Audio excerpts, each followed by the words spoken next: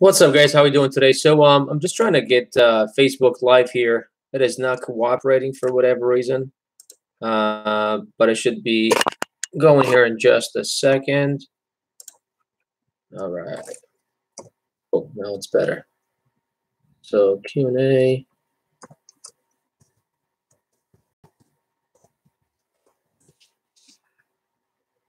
All right, awesome. So Facebook is live too. Okay, amazing, very well. So what's happening, guys? Bashar Ketu here, Amazon and be a seller and mentor. Just want to make sure YouTube is good to go also. Cool, YouTube is great. So we got YouTube, we got Facebook, and we've got Instagram. Cool. All right, guys, so what's happening today? Bashar Ketu here, Amazon and be a seller and mentor. In today's video, we'll be talking about how to source products, how to get products going for your Amazon business in 2018, how to exactly do the whole shebang, so this is kind of going to be the scene for a little while. Just kind of put a desk here and whatnot. So, but anyways, going back to what's important, sourcing products in 2018. What are some steps that are very important to for you to take? I have been getting a lot of questions about different shipping methods, how exactly to contact suppliers, what to ask for, what to say, and just things like that, just kind of things in general. So I wanted to put out a video about that. So as I told you guys, every day, 9 a.m.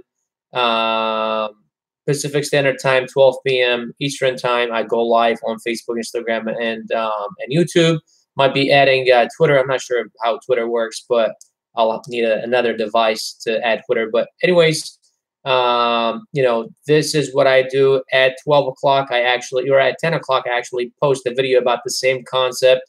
The cool thing about that is you get to actually see my screen as I share my screen, so you can see, if I have something that I am offering, if I have, something that I'm sharing or whatever with you guys, I could always have that there. Because I can't do that with Facebook or Instagram or, YouTube. So let's go ahead and type a comment here for Instagram. So how to source products / contact suppliers. Still don't know how to. I don't know if Instagram you could actually pin a comment just like Facebook or whatever, or actually put a comment or put a title on the video or whatnot. So anyways, guys, it's been about a couple minutes, so I'll go ahead and get going right away here. So really, first things first, number one thing that's very important that I always tell everybody is be sure that you know exactly what you want, right? So before you actually go about, finding suppliers, and actually one thing, finding suppliers is actually a product research criteria also. So just because you are at finding suppliers doesn't mean you are actually, done with everything. Official Johnny, what's happening, my man? How are you? So just because you are at the, finding supplier stage doesn't mean you are actually done with product research. Because if you guys look at my product research criteria, and if you go on my YouTube channel, the first video on there is literally about my product research criteria. Finding a supplier and finding somebody who will supply your product for you for 25% of your selling price or less is part of product research. So you're not done with product research yet.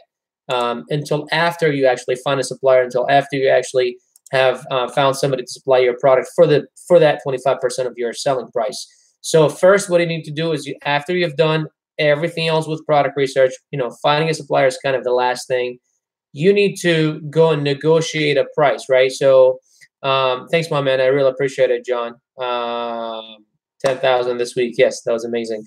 I'll be posting a screenshot later on today for just the past couple of days, because I'm doing a screenshot every day. So it'll be today, Saturday, and Sunday. I'm just doing a full week of screenshots every single day. So hopefully today I'll reach my 100 units goal. That would be awesome. I'll post that next week, but we'll see how that goes. Anyway, so going back to that, you need to first know what you want, right? And I have a template on how to actually contact your suppliers, what to say exactly. It will be in the YouTube video that I'll be posting here in the next hour or so. Hopefully I have time to put it together and then slap it together and put on YouTube. Typically I post that at 10 o'clock every day. So so you use that, use that template. Typically it says something like, actually, you know what, let me go ahead and pull it up for you guys and I'll just read it out. And let's see if I can get it here very quickly without wasting any time. Nope. Okay, course. Nope. FBA course. It's right here. Yep, course. Resource center. So suppliers. Okay, so I'll go ahead and read it exactly to you guys what my template says, so that way you guys know. And as I told you guys, if you will be watching my video, which you should be, you'll have the actual, you can see, you can take a screenshot of it or whatever. So it says, my name is Bashar Gatu, and I'm contacting you from the US. I work for an e-commerce company which runs a very large online store. We are interested in your product, blah. Please provide me with a quotation for the following: 100 units plus shipping door to door, and you give your address. 250 units shipping door to door, and you give your address. 500 units plus shipping door to door, give your address again. Our company is looking for a long-term cooperation. They use that word a lot, so I use it. Therefore, please provide me with the best price possible. My managers promised to order 3,000 units every 2 weeks after first shipment arrives. Are you really going to order 3,000 units every 2 weeks? Shit, I would love to move, 6,000 units a month. You know what I mean? That would be amazing, right?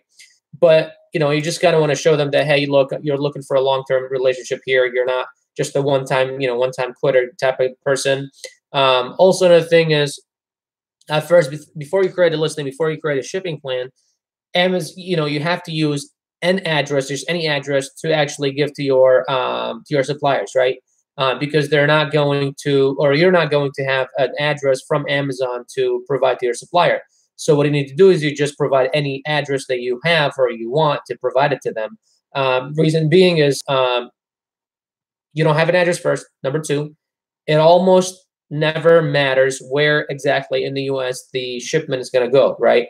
I've had many times where I actually, had created a shipping plan. Something happened with my shipping plan. I had to delete it, recreated the shipping plan. I get a different address. I ship it. I give it to them. I just provide them the shipping labels. They slap it on the boxes in the same cost, which is cool, right? It's very cool.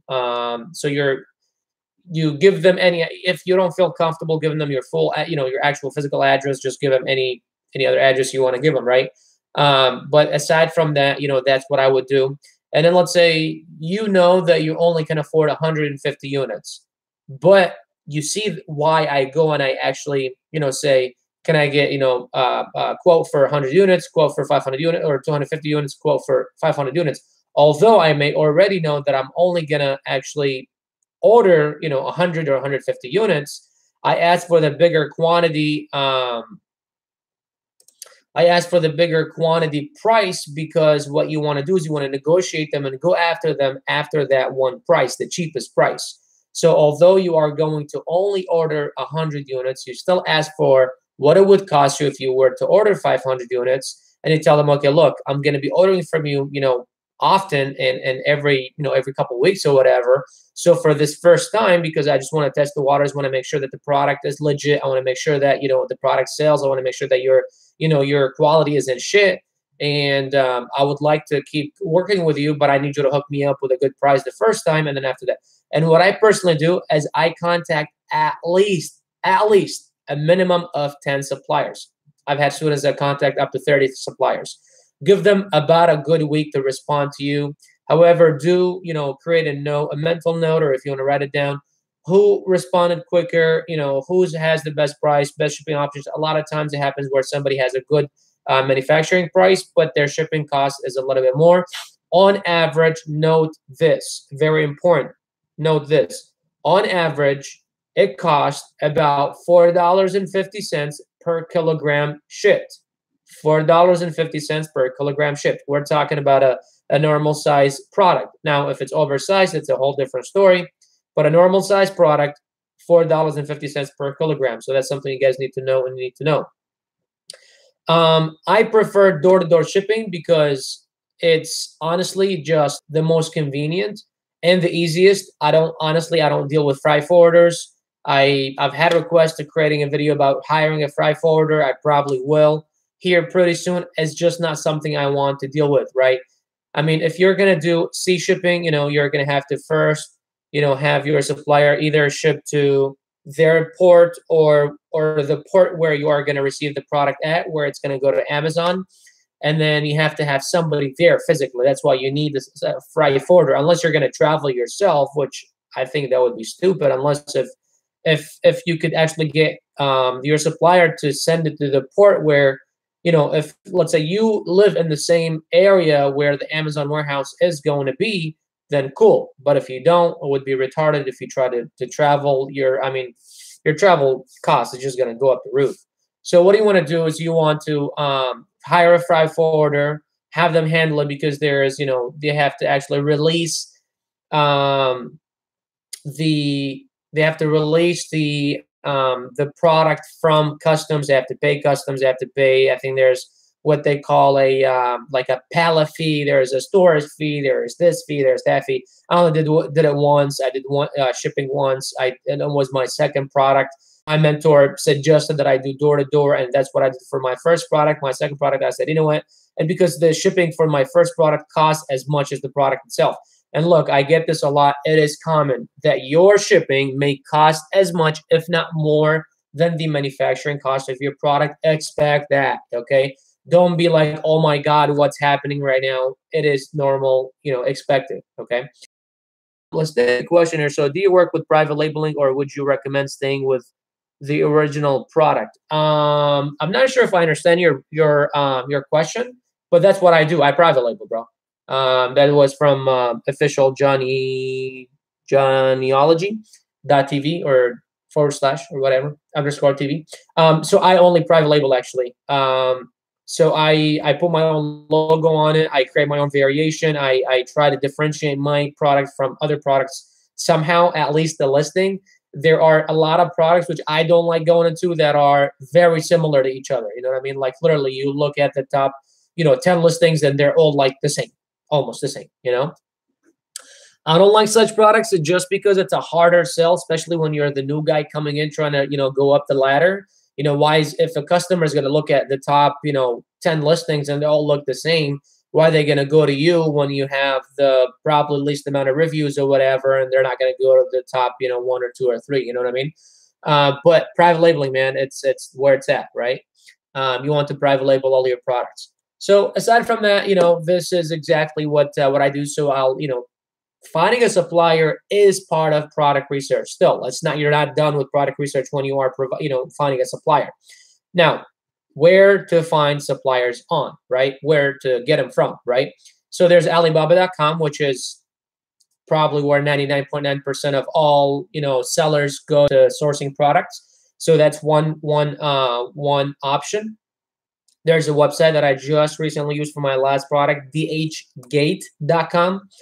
It's a great website. The cool thing about dhgate.com is that you actually can get, so there's offers, they run offers for free delivery, free shipping costs, okay? So that's one cool thing. The second cool thing is that, let's say it's the holiday season and you did not exactly do your calculations right, and you have placed an order, but it's not going to arrive until like 3 weeks or 2 weeks, and you're going to run out about a week or two short. You don't want to miss out on the products. On sales. You don't want to, have your rankings getting messed up with.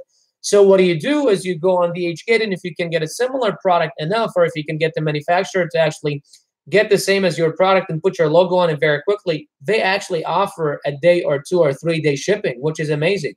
It is door to door, but it's awesome, right? I mean, you do have to realize that, Amazon will take another couple of days to sort out your products, send it to different centers and things like that. But that is very important for you to actually know that dhgate.com can actually, or does have the option of quicker shipping cost, okay, or quicker shipping time. Now, sometimes it costs a little bit more. So YouTube, I still don't have any people watching me. That is kind of weird. All right. Anyways, I'll have to get used to it.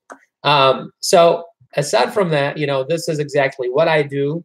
How do you deal with patented products? I don't deal with them. if you've seen my product research criteria, one of the, it's kind of towards the end, but patented products, I don't do it. You don't want to do it. Why would you want to do it? I mean, so the question was, how do you deal with patented products? And you don't deal with patented products. And if you know, if you do, let me see here. Sorry, I was kind of, again, distracted here reading other stuff. So if you actually do go after patented products, you can be in very big trouble. And this is one of the things why I say it's very important to create a company in the beginning, to create an LLC or a corp or whatever. That way, if you do fall under something like this, if you do start a patented product they did not know about, I guess, you know, you don't actually get in trouble, right? So if, I mean, here's the thing, typically when you have a, you know, if you're like hijacking somebody's listing or you're listing somebody else's product, like if it's a patented product or whatever, typically what companies will do is they will send you a cease and desist letter. They'll give you a time frame, like a 24, 48, 72 hour, whatever, for you to take down the listing. Now, some companies may be nasty and they may actually say, screw it, we're just going to go and sue. And if you don't have an LLC or whatever set up, and your company or your brand on Amazon isn't under that company, then they can essentially come after everything you got, you personally. You know, so you could be a multimillionaire selling on Amazon, and I mean, if you were a multimillionaire, you would know how to set up a company, right? But you know, you may have some money in the bank or whatever, and they can come after all that. You know, they'll say, okay, you've been selling for X, Y, and Z, you know, amount of days, and you've been generating these many sales, and you know, we'll project this times this, and then they'll come up with this plus, you know, times like 5 or 10, and then plus, you know, I don't know, other fees and attorney fees and all that crap. So it'll be pretty insane, man. So yeah, you don't want to deal with patented products. So hey guys, Facebook, man, what's happening? Instagram is like doing great. Look at all these questions. Look at all this interaction. I haven't even had one question on Facebook. What's up with that, guys? Tell you guys, we're my real people, man. All right, couple more questions. Sorry. How do you deal? Evening, my friend. Weekends. Okay. Like I wanted to get into a specific niche, but I'm not sure if it's patented, just based. Oh shit. Okay, so Instagram just went out because my phone just died. That is pretty awesome. Sorry, guys. That sucks. Okay, just put it on charge. So anyways, going back here, Facebook and YouTube, you guys are awesome. Thank you very much for everything, guys. All right, so suppliers, going back again, this is exactly how you do it. So there's Alibaba, there's DHgate. First, you know, it is part of product research. That's number one. Number two, you don't want to order more than a couple hundred units your first batch, pretty much. And then you want to negotiate. You want to try to get the best price possible. You want to go after them after, you know, you ask them, let's say, even if you know that you're only going to be ordering, you know, 100 or 200 units, you still ask them for, you know, for 400 or 500 unit price. That way you can go after them with that. And then I do have a template. I am making a video right after I come out of this. I'm making a video about this exact thing, and I'm putting it on YouTube. So you guys can go ahead and watch that. Aside from that, guys, I'll be killing the feed here. If you guys have any questions, if you don't get to me here on the live feed, go ahead and leave them in the comments below. I'll be more than happy to come back and answer them. Stay tuned for the video. It'll be pretty awesome. You can actually get to see my my template. So you can take a screenshot of it or type it up or whatever. Aside from that, guys, thank you very much for watching. This is Bashar Katou, your Amazon FBA seller mentor. I will see you all in the next video. Anyhow, have a great day.